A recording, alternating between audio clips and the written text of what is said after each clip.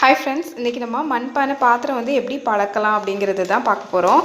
So நிறைய பேர் மண்பானை வாங்குறதுக்கு பயப்படுறதே இதுதான் காரணம். அதை எப்படி பழக்கப்படுத்தி எப்படி பராமரிக்கிறது அப்படிங்கிறது சரியாக தெரியாததுனால. ஸோ இப்போ வந்து நான் இதில் 3 மண்பானை பாத்திரம் வந்து வாங்கியிருக்கேன். ஸோ இது வந்து என்னென்ன அப்படிங்கிறத ஃபஸ்ட்டு பார்க்கலாம். அதுக்கப்புறம் அது எப்படி பழக்கப்படுத்தி எப்படி பயன்படுத்துறது அப்படிங்கிறத பார்க்கலாம். ஃபஸ்ட்டு பாத்திரம் இதுதான்.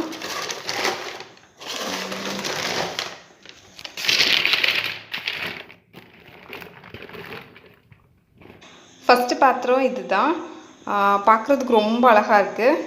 அதே மாதிரி நல்ல வெயிட்டு, பயங்கர வெயிட்டு. ஸோ தூக்க முடியாத அளவுக்கு அவ்வளோ வெயிட்டாக இருக்குது. நல்ல வெயிட்டு தான். 2 பக்கமும் 2 கை சேர்த்து தான் தூக்கணும், அவ்வளோ வெயிட்டாக இருக்குது.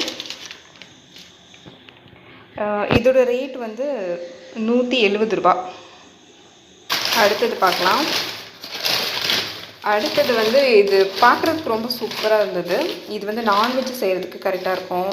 மீன் குழம்பு இதுக்கெல்லாம் சூப்பராக இருக்கும். ஏன்னா மீன்லாம் இப்படி தனித்தனியாக ஒவ்வொரு பீஸையும் ஒன்றோட ஒன்று ஒட்டாமல் கொஞ்சம் தள்ளி தள்ளி போடலாம். அதுக்கு இது கரெக்டாக இருக்கும். நல்ல வீதியானது தான். இதுவும் பயங்கர வெயிட்டு. ஸோ ஒரு கையில் தூக்குறதுக்கு கஷ்டமாக தான் இருக்குது. 2 கையில் தான் தூக்கணும். இதோட ரேட் வந்து 200 ரூபா. ஸோ 200 ரூபா இதோடது. நல்ல வெயிட்டாக இருக்குது, பயங்கர வெயிட்டு. ஸோ நல்லா இருக்குது. நான்வெஜ்லாம் செய்கிறதுக்கு சூப்பராக யூஸ் பண்ணிக்கலாம்.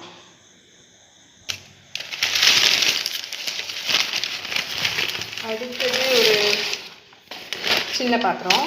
இது வந்து பொரியல் செய்கிறதுக்காக யூஸ் பண்ணிக்கலாம் அப்படின்னு சொல்லி வாங்கியிருக்கிறேன். இது வந்து ரேட் கம்மி தான், 100 ரூபா தான். இந்த 3 மண் பாத்திரத்தை தான் நம்ம எப்படி பழக்கலாம் அப்படிங்கிறத பார்க்க போகிறோம். ஸோ வாங்க பார்க்கலாம். ஃபஸ்ட்டு ஒரு பெரிய பக்கெட்டில் தண்ணி எடுத்து வச்சுக்கலாம். அந்த தண்ணிக்குள்ளே நம்ம அந்த மண் சட்டி எல்லாமே வைக்க போகிறோம். நல்லா முங்குற மாதிரி வைக்கணும். இந்த மாதிரி செஞ்ச உடனே நல்ல மண் வாசனை வந்து வர ஆரம்பிக்கும். பயங்கரமாக மண் வாசனை வரும். கூடவே இந்த சவுண்டும் கேட்க ஆரம்பிக்கும், சத்தம் கேட்கும். அந்த மண் வந்து அந்த தண்ணியை குடிக்கிற சத்தம் தான். அந்த மாதிரி குடிக்கிற மாதிரி சத்தம் கேட்கும். நிறைய குமிழாக வரும். ஒரு நாள் ஃபுல்லாக தண்ணியில் போட்டுக்கலாம். அடுத்த நாள் மறுநாள் வந்து அந்த தண்ணியை மாற்றிட்டு அதுக்கு பதிலாக அரிசி கழுவின தண்ணி, அப்புறம் சோறு வடிக்கிற தண்ணி, இது எல்லாத்தையுமே வந்து இந்த பக்கெட்டில் ஊற்றி அதில் மறுபடியும் இந்த மண் சட்டியை வந்து ஊற வைக்கணும். இது வந்து 2 நாள் பண்ணணும். ஒரு நாள் ஃபுல்லாக சாதா தண்ணியிலையும் அடுத்த 2 நாள் வந்து இந்த அரிசி கழுவின தண்ணியில் ஊற வைக்கணும். ஆக மொத்தம் 3 நாள் இந்த மாதிரி ஊற வைக்கணும். 3 நாள் முடிஞ்சதும் அதுக்கப்புறம் எடுத்து இந்த மாதிரி ஒரு தேங்காய் நார் வச்சு நல்லா தேய்ச்சி எடுத்துக்கலாம்.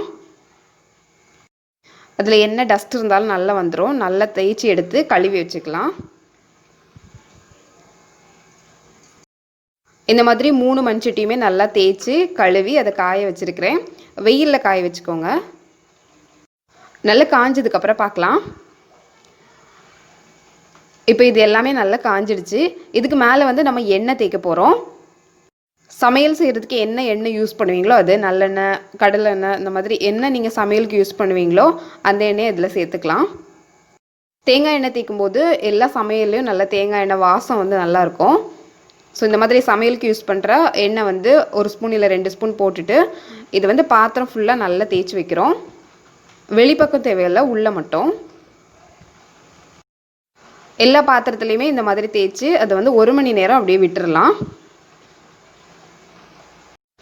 எண்ணெயெல்லாம் நல்லா காஞ்சிருக்கு. மீதி கொஞ்சம் எண்ணெய் மட்டும் அப்படியே இருக்குது.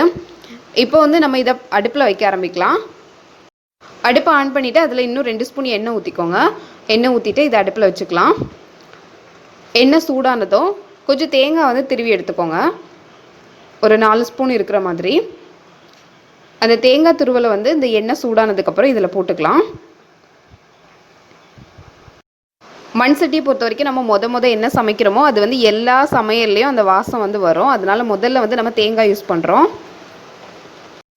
அப்படின்னா அடுத்தடுத்து நம்ம சமையல் பண்ணும்போது தேங்காய் வாசம் தான் வரும் அப்படிங்கிறதுக்காக.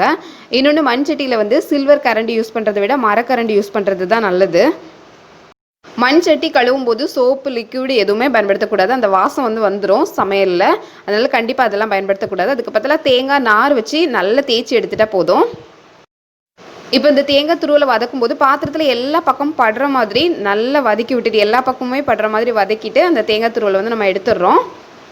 அவ்வளோதான். இதை நல்ல ஒரு துணி வச்சு தொடச்சிட்டு அதுக்கப்புறம் சமையலுக்கு யூஸ் பண்ணலாம். இவ்வளோ தான் பாத்திரம் பழக்கிறது அப்படிங்கிறது. இதுக்கப்புறம் இதில் சாதாரணமாக சமைக்க ஆரம்பிக்கலாம். மண் பாத்திரம் எப்போதுமே நான்ஸ்டிக் மாதிரி தான், அதில் அடியில் எதுவுமே ஒட்டாது. இந்த மாதிரி பழக்கப்படுத்திட்டு யூஸ் பண்ணும்போது மண் வாசனை எதுவும் இருக்காது. அதே மாதிரி ரொம்ப நான்ஸ்டிக் மாதிரி அது ஒர்க் ஆகும். மண் பாத்திரம் வாங்கி சமைச்சு பாருங்கள். நன்றி.